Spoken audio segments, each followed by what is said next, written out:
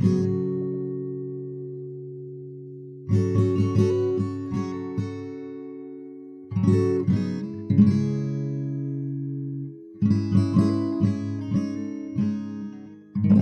concept of history begins with writing. Before we could write things down, back when we only had oral tradition, the telling of stories, to share what we'd learned with each other, that was a period called prehistory. Prehistory does offer us artifacts. History began during the Stone Age, so there are tools and cave paintings and things like that. But it offers us very little in terms of intangible data. A single sentence written on a tablet somewhere might not tell us anything revelatory about the people who wrote it, but it would tell us something quite different from what the tools and art that they left behind tell us. Up until very recently, conventional theory placed the earliest known writing in Mesopotamia, beginning around 4000 BCE. Burgeoning commercial powers in this region began using little clay tokens as part of their trading process several thousand years earlier, as early as 8000 BCE. These tokens were not currency. They helped the traders in the region do business with other traders, using the tokens to represent quantities of agricultural and other products to aid them in the trading process when crops had not yet been harvested and when they couldn't otherwise easily express what they were trading for what with nearby cultures. These tokens were stand-ins for these products. Eventually, as trade increased, and so too did the amount of trade that they were engaging in, they began to hold these tokens in jars, and the number of tokens in the jars were imprinted on the outside. So you might have a 100 token jar that was used during trade negotiations, instead of just 100 loose tokens just sitting there, needing to be recounted over and over again. And that jar would have the impression of 100 tokens marked on its surface. By around 4000 BCE, they had simplified this process further, symbolizing these jars full of tokens with another set of symbols that they would mark on clay surfaces. So instead of bringing 30 jars of 100 tokens, they could make marks on a tablet that represented those 30 jars, that showed the concept of a jar and the concept of 30 using these little hashes on a tablet. This was the beginning of a local, regionalized, symbolic written language. This language evolved out of the need to keep accounts, to produce both agreements and receipts for trade, essentially. But it was later utilized for many other things as well, and evolved from a collection of pictograms of what amounted to images representing particular ideas into a collection of symbols that represented phonetic elements of speech, allowing them to convey far more ideas with a far smaller set of ingredients. From there, it evolved further into an early alphabet, with each symbol representing the syllables of spoken Sumerian. In recent years, though, we've also discovered evidence of written language from what was previously considered to be a part of prehistory, the Neolithic period, the Stone Age, so called because our ancestors' technology at the time was primarily stone-based.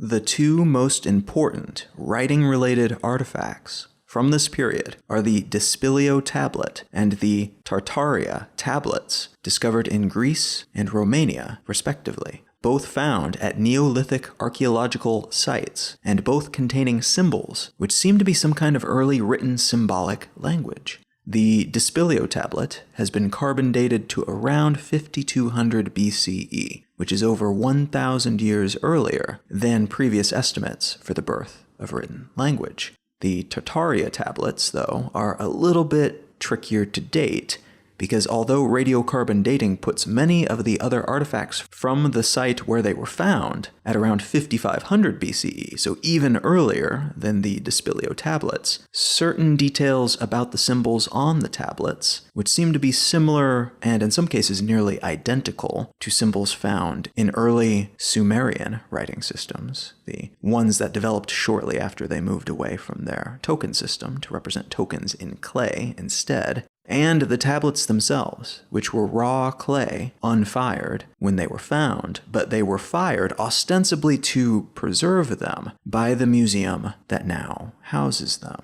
which makes it impossible to make use of the ideal method of carbon dating them. So this finding has a lot of skepticism and speculation around it, with many experts claiming that it's possible, perhaps even likely, that these tablets are fakes, mixed in with other legitimate artifacts from that time period in this area. Whatever the case may be, it's become clear over the past few decades that we as a species have been using written language for a lot longer, thousands of years longer, than even our earliest previous estimates. And that indicates that it wasn't necessarily the development of complex commerce that causes us to encode information in this way, but maybe some other circumstance or drive. And whatever that variable may be, it seems to have evolved independently around the world, inside very different cultures, catching on and becoming common at different points in time, at each location. What I want to talk about today is written language, and more specifically, reading that written language, and how our relationship with words on a page has changed, is changing, and might change in the future.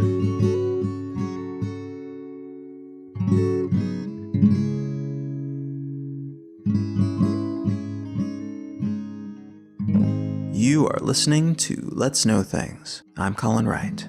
Let's Know Things is an independent, listener-supported show. If you are enjoying what you hear, consider becoming a patron at patreon.com/letsknowthings. You can also contribute monetarily through PayPal or Venmo or similar services. You can find links to those options at letsknowthings.com. And you might also consider purchasing one of the books that I've written. You can find a list of those at colin.io. A huge thanks to everyone who has already contributed in some way already. That means a whole lot. That's the reason I'm able to commit as much time to this project as I do each week, and I very much appreciate that. And if you are considering contributing in some way in the future, thanks in advance. All right, let's get back to the show.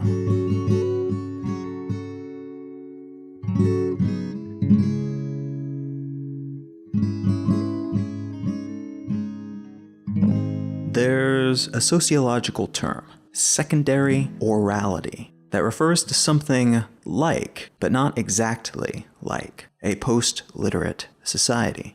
Primary orality refers to the world before writing existed. Our pre-writing Paleolithic ancestors memorized information, often as stories or songs, and would convey what they could orally from person to person, and as much as they could manage generation to generation, because that was the only way they knew how to retain that information and preserve it for their descendants. Secondary orality refers to a similar state of affairs where we primarily share information verbally, spoken word and song and video and so on, but it refers to a more specific situation in which that oral primacy is predicated upon having a written language, and that primary oral method of communication is built atop that written language. The difference here is that when our Stone Age ancestors spoke and communicated, memorization was of the utmost importance because they knew if they didn't memorize all the stuff they wanted to preserve, it would be lost forever. There was no backup. If the one guy who knew how to kill bison died, there would be no more bison until that skill was rediscovered, relearned, and practiced and taught by someone else. A society predicated on secondary orality, on the other hand, also communicates primarily orally, just like our ancestors. But while people in such a society also fixate on verbal transmission of information, they do not place the same emphasis on memorization and information encoding. It's understood that all of their information is also written down somewhere. And in fact, part of what they communicate verbally may also be written down as notes or as a script or in some other presumably permanent format.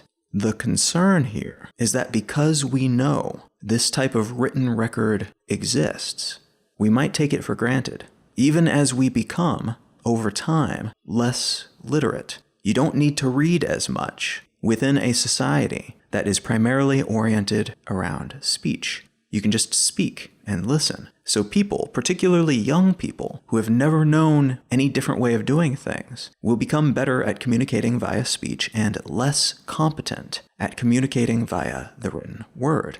And over the long term, there could come a day where very few of us can actually read well enough to access all of that stored data, all of the valuable info that we wrote down at some point during our species' history, which then becomes increasingly inaccessible by our descendants.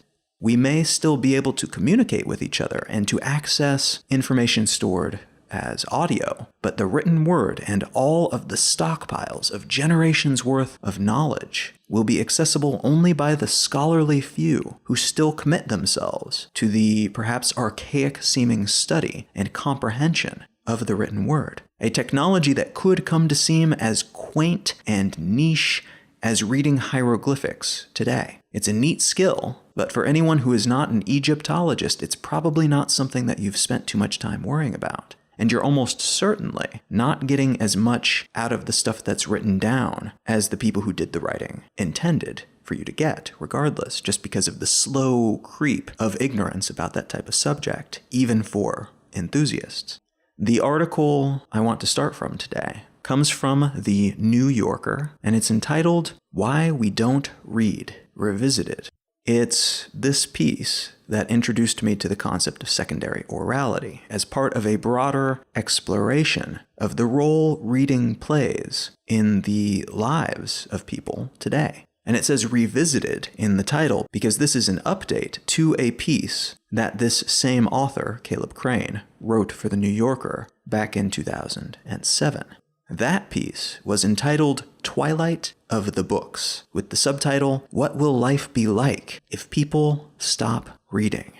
To put that prior piece in perspective, 2007 was over a decade ago, after all. The first iPhone and the first Kindle, the first and most distinctive modern smartphone and ebook reader, respectively, were both released in 2007. So that article was published amidst the furor surrounding the introduction of a new breed of technologies that might change many things in many ways, but also might not. These newfangled devices seemed like they could be potential vectors via which the written word could be distributed, but again, maybe not. This was before today's social media ecosystem. This was before the advent of speedy mobile internet. This was a barely remembered period when most people still used their phones as phones, strange as that might sound today. So it was a different time, and right about then, the stats were looking pretty bad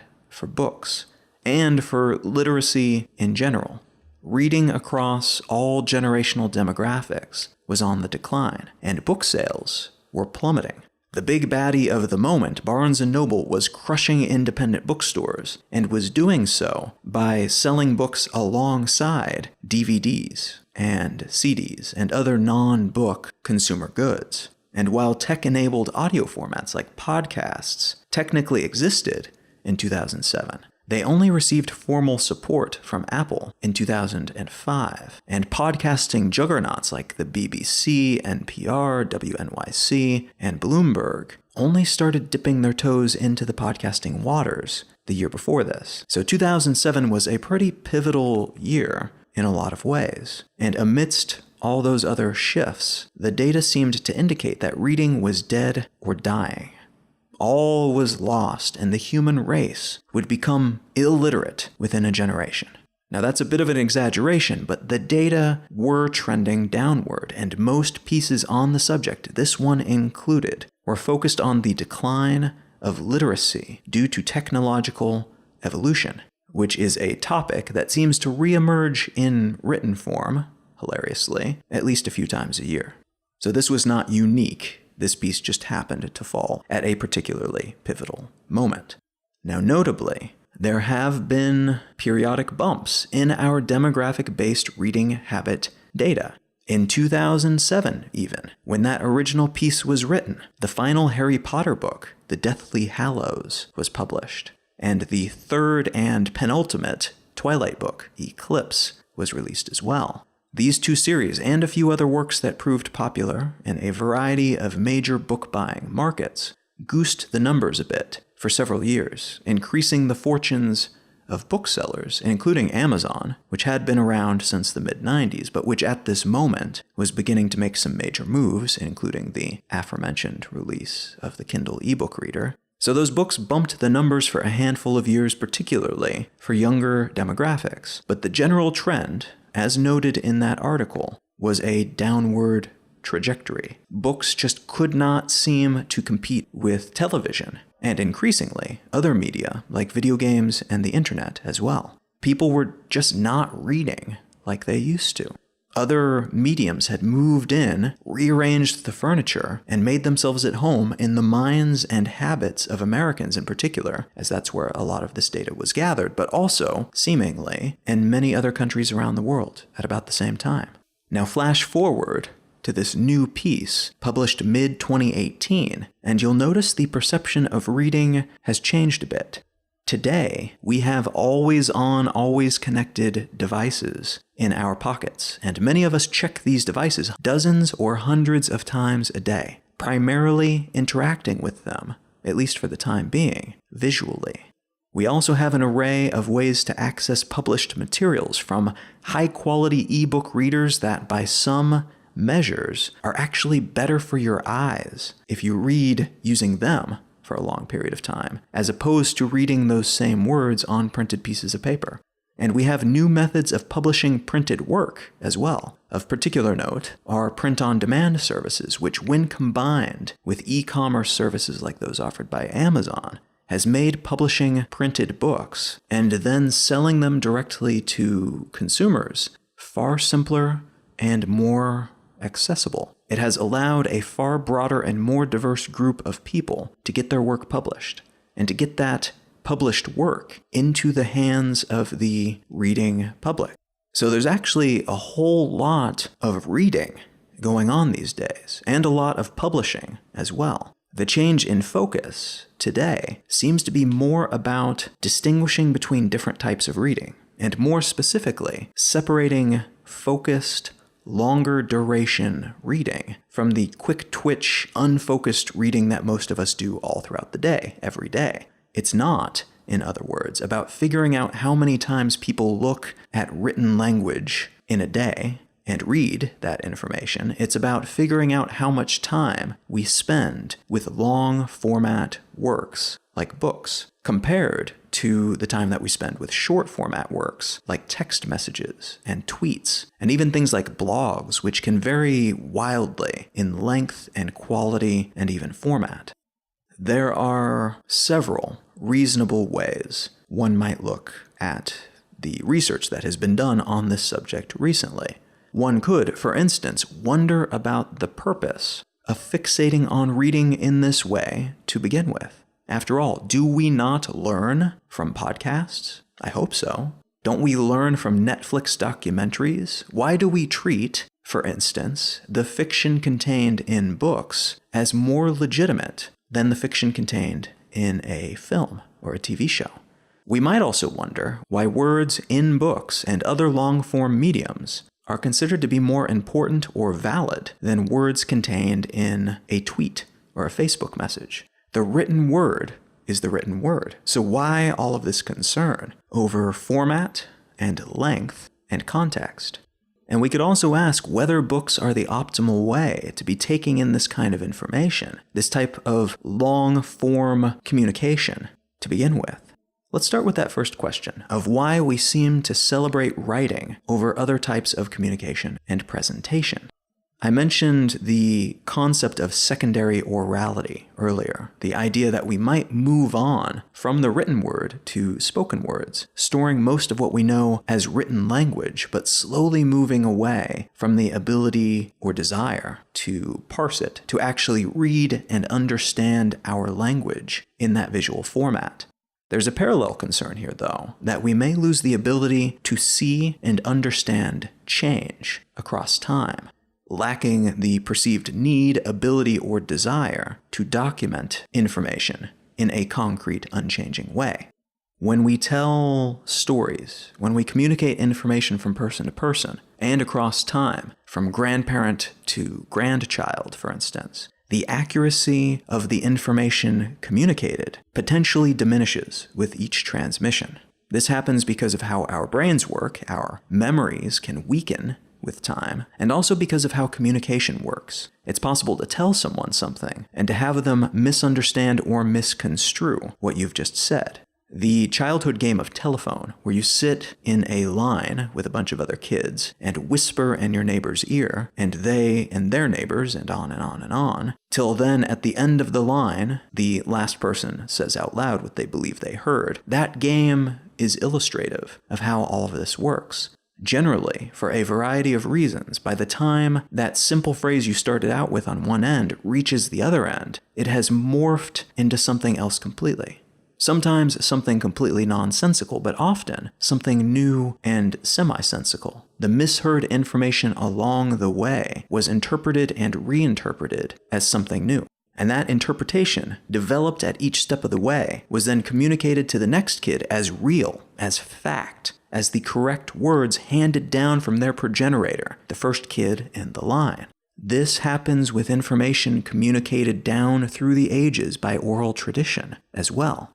There's a very good chance that many of our myths and religions are predicated on information that was miscommunicated, misheard, misunderstood, or reinterpreted by someone along the way, which eventually resulted in us believing that this really cool guy who was nice to everyone and pretty dang smart started raising the dead, and which also has us believing that a really big lizard someone saw this one time was actually a dragon.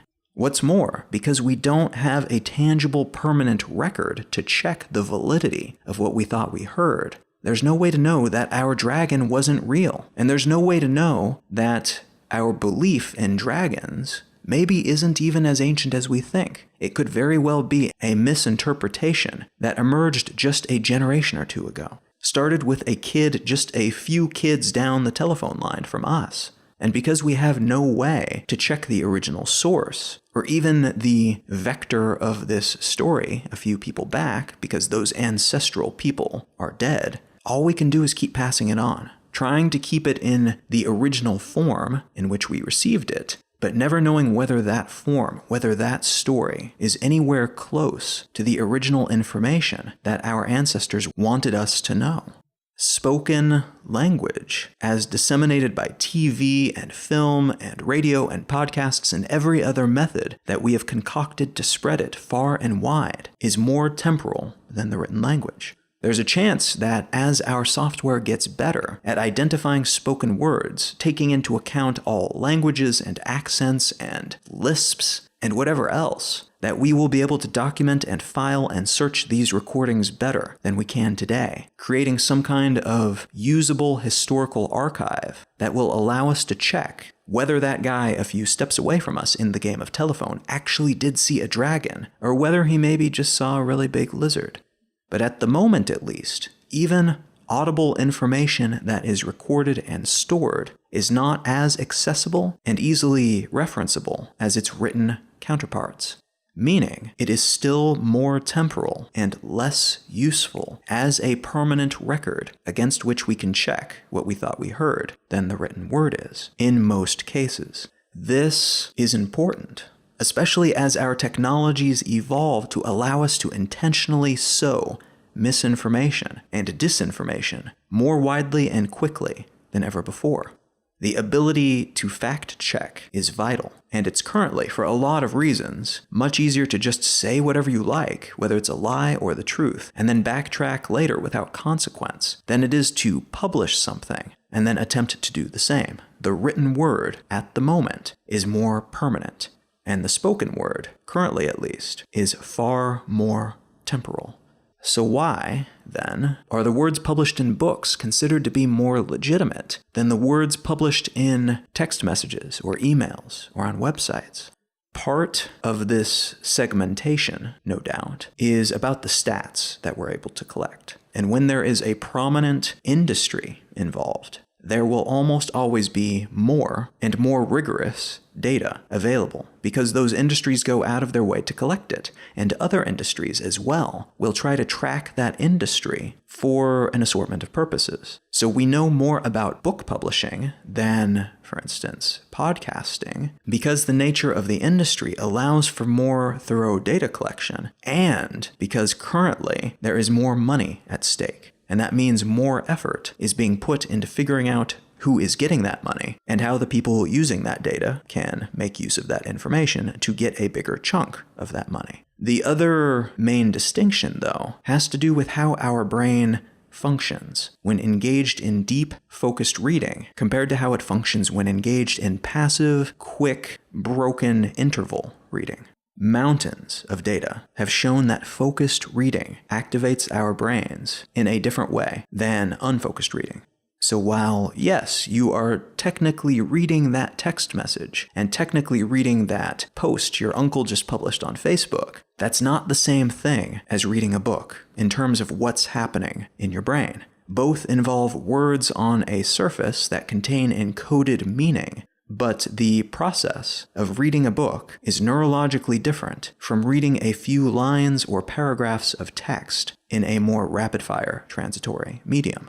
The content of longer works, of books, but also other in-depth works like investigative journalism pieces published on sites like Longreads, these tend to be more complex and immersive than other things you read as well, in the sense that you're probably going to be reading it for maybe 15 minutes or longer. So at that point, your brain and perceptual skills shift into a different gear. More casual reading, that which you engage in for a few minutes at a time, or, as is increasingly common, less than a minute at a time, as you read that headline of that article, or the comments on an article, or that text you just received from a friend, that's something that we do fairly passively. It does not trigger the same internal mechanisms that help us soak up information, that prime us to seek out facts and attach them to things that we already know, to establish context and store vital information in our long-term memory. And the latter seems to be true, according to most of the research that's been done on the subject thus far, of most of those reading hacks that some people try to use to consume larger quantities of written information faster. Speed reading and skimming methods may allow you to actually look at more words faster, but your brain is unlikely to flip into contextualization and comprehension mode. So those words are unlikely to stick in the way that they would if you actually took the time to read them in the usual way.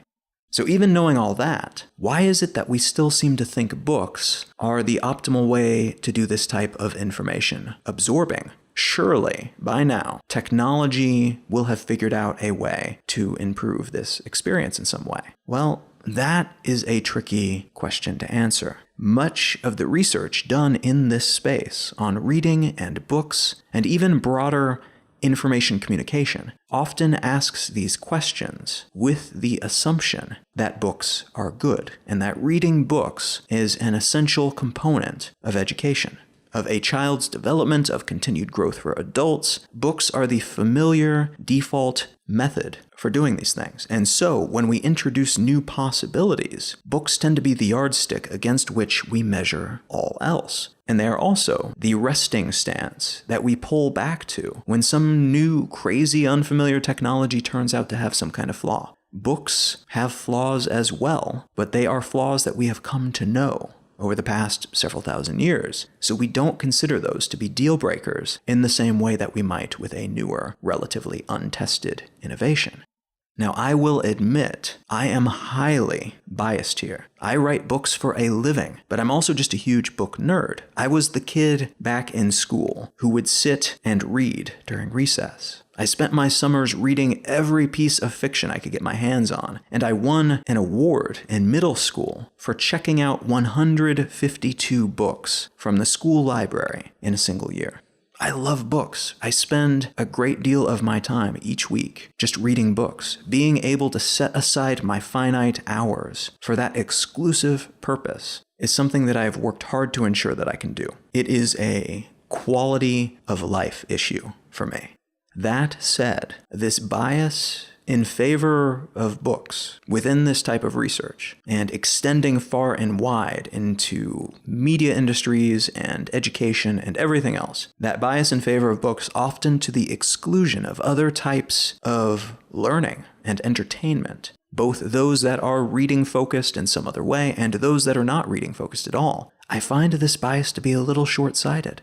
We have done, as a species, a whole lot of research that demonstrates the benefits of reading, but that does not imply that there are not suitable alternatives to achieve many of those same purposes available in other mediums. And that doesn't imply that other mediums may not be superior vectors for certain type of information, for learning and for entertainment when compared to books. Again, I say this as a hardcore book fan, someone who worked at an indie bookstore for 5 years. As wonderful as books are, the research that's been done in this space thus far has been heavily slanted toward the assumed supremacy of books over all other mediums, from television to video games to reading stuff on the internet. And I think that bias does society a disservice.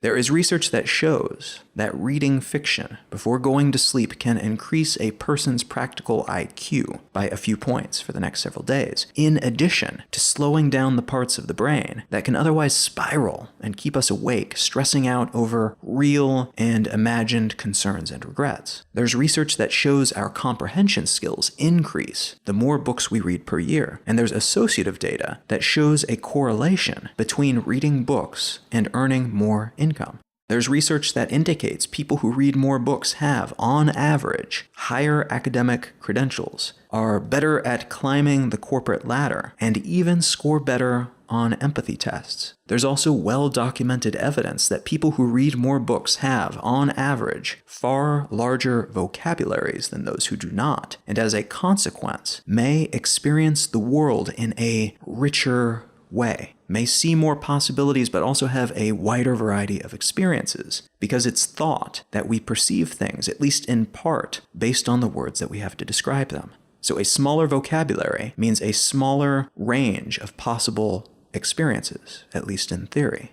Now, some of this research that led to these findings is very convincing and was done with very rigorous standards in place, but some of it is less so. Anything that involves standardized testing, for instance, will almost certainly, by default, be biased toward reading comprehension. So testing IQ and academic performance is biased at its root level in favor of that medium. That doesn't mean this testing isn't legitimate and that it was not done well within the confines of the way they set it up, but it does mean, again, that our fingers are on the scale when we use these sorts of metrics. Being able to write a clever essay is not the same thing as being intelligent, and being able to quickly parse information from a written paragraph on a page is not an indication of a person's cleverness.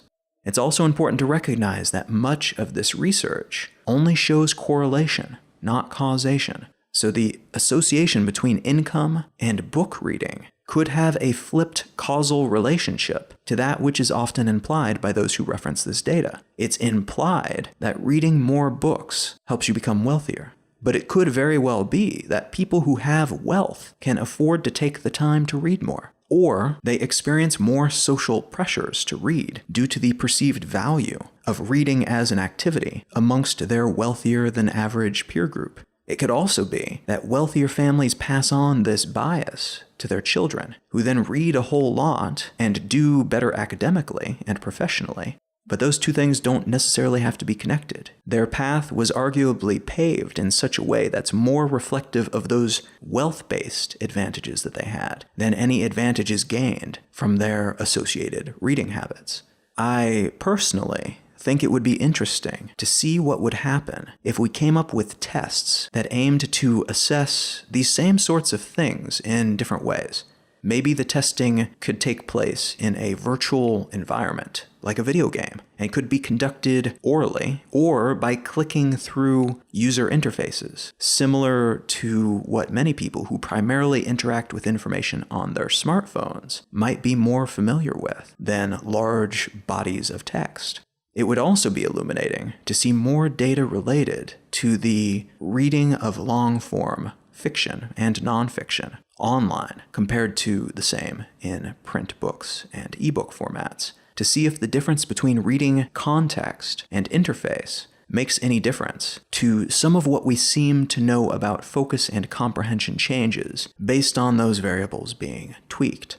An increasing amount of audiobook and podcast data is also beginning to roll in, which should help shed some light on the difference in perception and retention of information between people who are exposed to the same content in different formats. We don't really have enough data to make confident statements quite yet, but I suspect, based on nothing but anecdote really, so this is just my personal prediction here, but I suspect we will find some people retain spoken information better, but that most people experience something like the speed reading illusion when listening to audiobooks, meaning they are exposed to the information, the words are all there, but they retain less of it because they are not completely focused and fully engaged in what they're listening to most of the time. Now, I hope I'm wrong about that as someone who enjoys audiobooks, but it seems to fit with what I've experienced at times personally and what I've read about the subject elsewhere.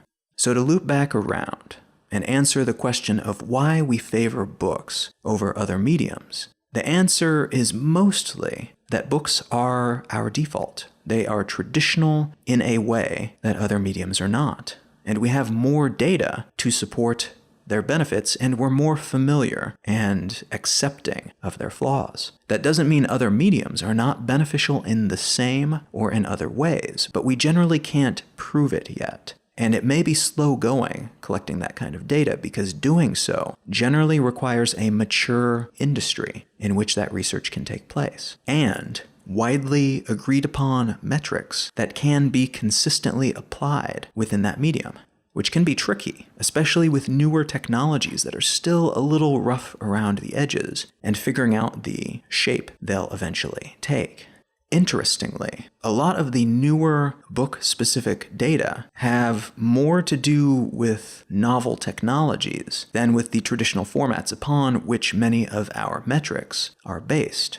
Much of the growth in book reading seems to be taking place on devices. Ebook readers had their boom a handful of years ago, and though that growth has largely petered off with fewer people buying and using ebook reading specific devices, the growth in people reading on their tablets, and even more so on their smartphones, has been fundamental to the overall growth of the book publishing industry.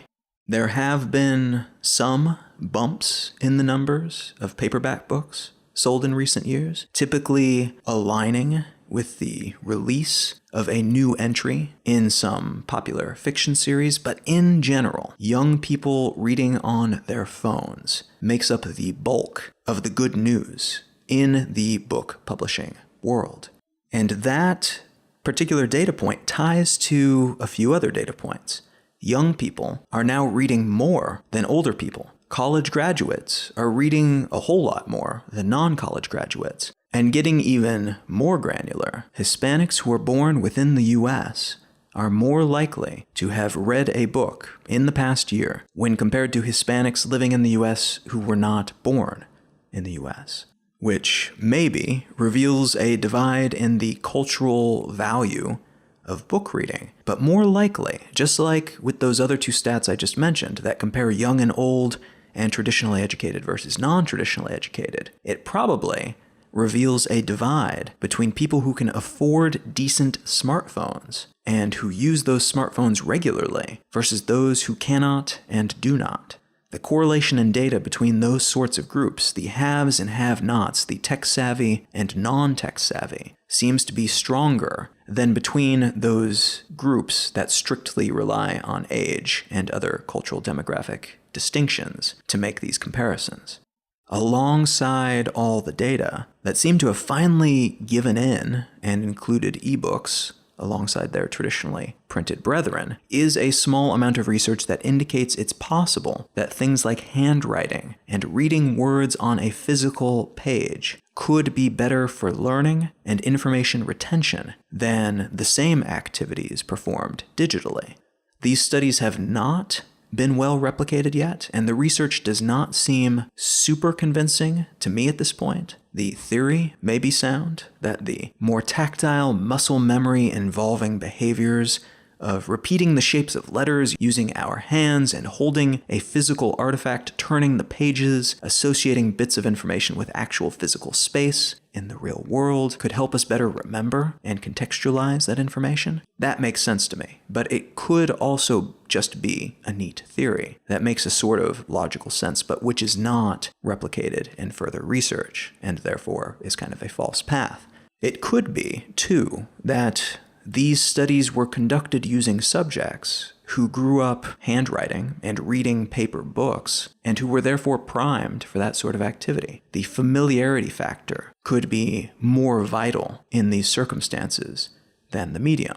So this may or may not actually be a thing. There could be kind of an analog bias going on here that is similar to the book bias that happens elsewhere. This possibility, of course, is worth keeping in mind and experimenting with individually. If you personally have trouble remembering things that you read or learn, it may be that tactile interaction with your information mediums works well for some people and not as well for others. It could also turn out to be a really vital component of learning for essentially everyone that taps into something that we have at a biological level, but which we are not utilizing terribly well so far in the digital age. We do not know enough about this yet to be certain, but it's something to keep an eye on as we study this potential moving forward. Either way, though, it may be helpful to remember that reading is not natural. No matter how we do it, no matter what medium we use, the act of encoding information in written language is an act several times removed from nature. And it's arguably one of the first society-enabling technologies that we invented as a species. It turned us into cyborgs, allowing us to use symbols as kind of an external hard drive. It allowed us to take information we were holding in our brains and to write it down, to put it somewhere else, like storing data on a USB stick. And we can then share that information, like transmitting it via the internet or some kind of diskette to our peers, to our contemporaries, and to people who have not been born yet, to future generations. This technology is old by civilizational standards. It was one of the seeds that we planted to invent modern society. But by biological standards, written language is still this incredibly new, weird, and wonderful novelty.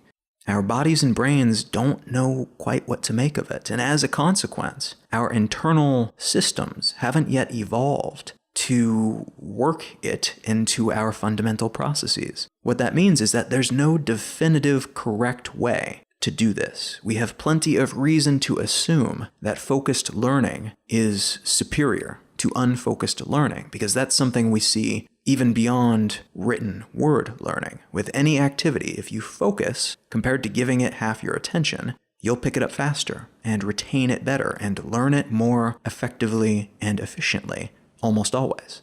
So that in mind, I would argue that when we talk about the harmful information fragmentation of the modern world and our seeming lack of attention span, the real culprit here is not TV or video games or smartphones. It's distraction. It's multitasking. It's our tendency, due to personal preference, cultural expectation, and incentivized habit, to spread our attention thin, to pull it in a million directions at once, which in turn deadens our capacity to do any one thing optimally, and that includes learning.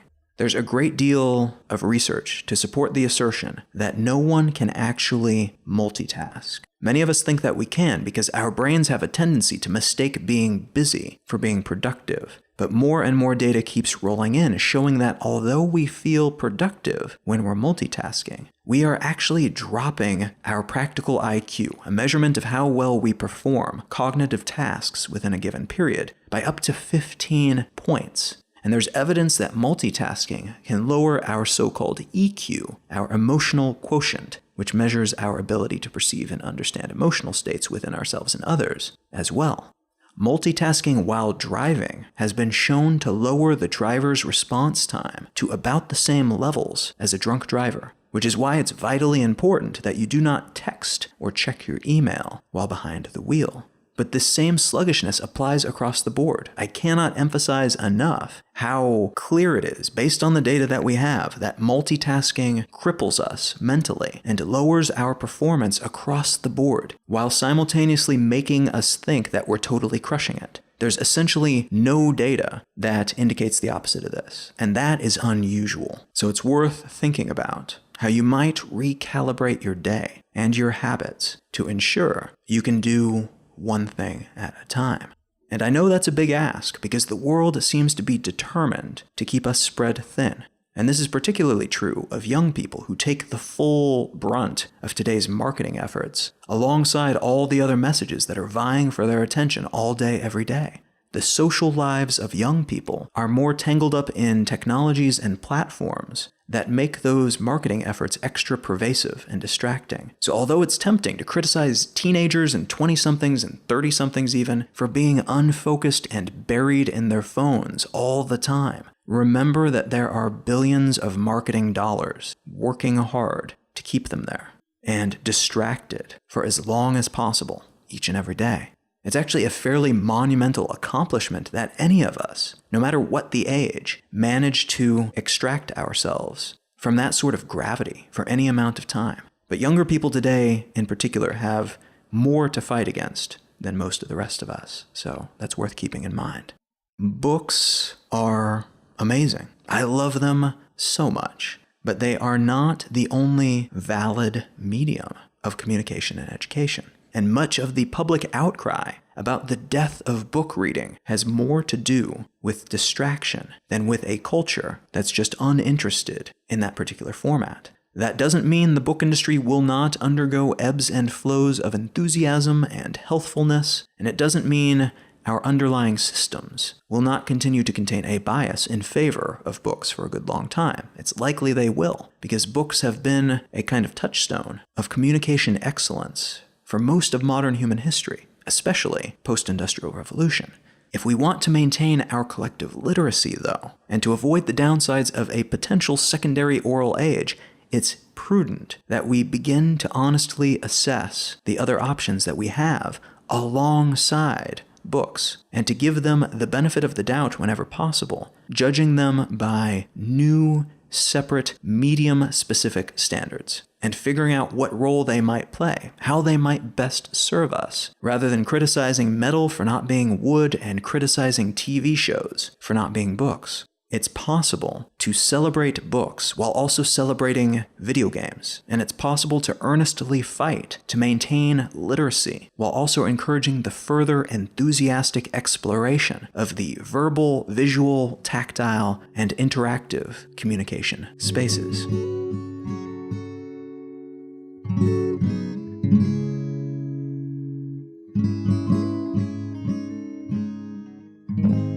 If you are enjoying Let's Know Things, consider becoming a patron at patreon.com/Let's Know Things. Also super helpful is leaving a quick review wherever you listen to your podcasts. And if you're interested in coming out to hear me speak live and in person, pop on over to becomingtour.com. I will be on tour for a year, if you can believe it, traveling around North America in a vintage motorhome and giving talks in a bunch of different cities. So if you are keen to learn more about that, to see where I'll be stopping, and to buy your tickets if appropriate, becomingtour.com is the place to go. Today, I would like to recommend a video game, and this video game I think is very appropriate for the topic of today's episode. It's an indie game that came out several years ago, and it's won a whole bunch of awards, and I can tell why. It's a relatively simple concept that was done incredibly well, and the narrative is spectacular, and the concept is truly bizarre and hilarious. The game is called The Stanley Parable, and you can pick it up a bunch of different places. I bought it on Steam to play on my laptop. And this game seems relatively straightforward at first. It's kind of a first-person view. There's kind of a weird office space vibe about it where there seems to be a statement about free will and the work that we do and the cogs in machines that we become when working for big corporations. But the real game begins after you beat the game the first time. And I say the first time because there's something like 20 different endings that you can accomplish. That first game ending that you reach, if you're anything like me, will take you less than 10 minutes to get to. But it's at that point that the game takes on a different tone and starts to spiral and change. And the charming narrator that describes everything that you're doing, essentially, becomes something a little bit different. At times a little bit antagonistic, at times quite deep, at times very morose. And I don't want to say a whole lot more than that, except that this is a game that questions the very nature of games, and the nature of free will, and what we can be convinced to do and not to do, and how people who create the structures around us in which we operate can manipulate us, and the nature of art and creation in general, and losing control over our work, but also not being able to control other people's perception of our work. There's a lot of layers to this game, despite the fact that it is so relatively structurally simple. And to me, it's a perfect thing to recommend at the end of this episode in particular, because it's a wonderful example of a story and a concept that would not have made sense in any other medium. This is a video game that I think would be untranslatable to any other medium. And it says so much about creation in general, but without that interactive element, without the things that make video games, and make them not books or not films, for instance, that's exactly what makes this such a strong narrative in this case. So if that sounds interesting to you, The Stanley Parable is a hilarious, at times disturbing, very interesting game that you can pick up. You can find out more about my work, including the books that I've written, at colin.io. You can find my blog at exilelifestyle.com, and you can find the show notes for this episode and every episode of this podcast at letsknowthings.com. You can find a list of tour dates and buy tickets for my upcoming tour at becomingtour.com. And you can feel free to reach out and say hello on social media, Instagram and Twitter and so on, at Colin is my name. Thank you so much for listening. I'm Colin Wright, and I will talk to you again next week.